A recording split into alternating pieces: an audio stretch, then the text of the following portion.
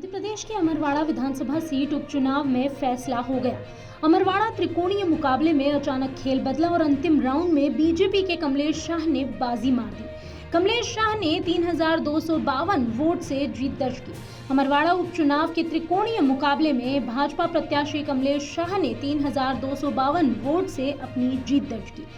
त्रिकोणीय मुकाबले में शुरू के 3 राउंड में बढ़त बनाने के बाद भाजपा प्रत्याशी कमलेश शाह लगातार दूसरे नंबर पर चल रहे थे। कांग्रेस के धीरन शाह लीड बनाए हुए थे। एक बार तो लगने लगा कि अमरवाड़ा में भाजपा की हार हो जाएगी, लेकिन अचानक से समीकरण फिर बदले और भाजपा के कमलेश शाह को 18वें राउंड में 800 वोटों से आगे निकल गए। इसके बाद 19वें राउंड में भी पकड़ बनाते हुए फाइनल 20वें राउंड में अपनी जीत दर्ज कराई। गोंडवाना गणतंत्र पार्टी लगातार तीसरे नंबर पर रही। अंतिम राउंड की काउंटिंग के बाद कांग्रेस ने विरोध जताते हुए रिकाउंटिंग की भी मांग की।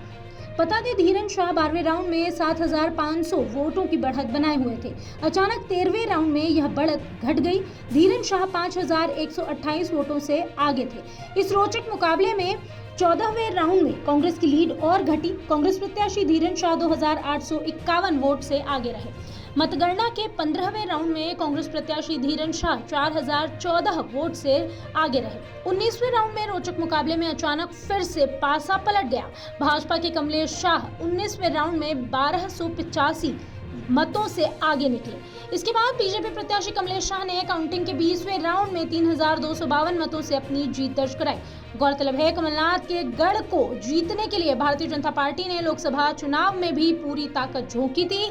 वहीं विधानसभा उपचुनाव में यहां सीएम ने भी सभा की थी और कमलनाथ और नकुलनाथ ने भी पूरी मेहनत। हालांकि नतीजे बीजेपी के पक्ष में आए। याद दिला दें, विधानसभा 2023 में कांग्रेस प्रत्याशी कमलेश शाह थे जिन्होंने यहां पर जीत दर्ज की थी।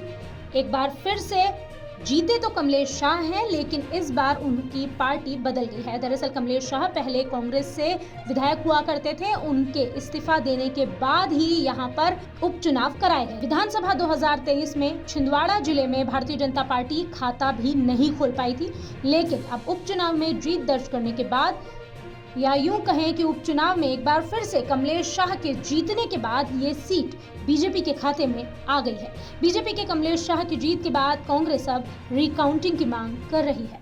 अगर आप ये वीडियो YouTube पर देख रहे हैं तो हमारे चैनल को सब्सक्राइब करें और बेल आइकन को दबाना ना भूलें। अगर आप Facebook पर ये वीडियो देख रहे हैं तो हमारे पेज को लाइक करें।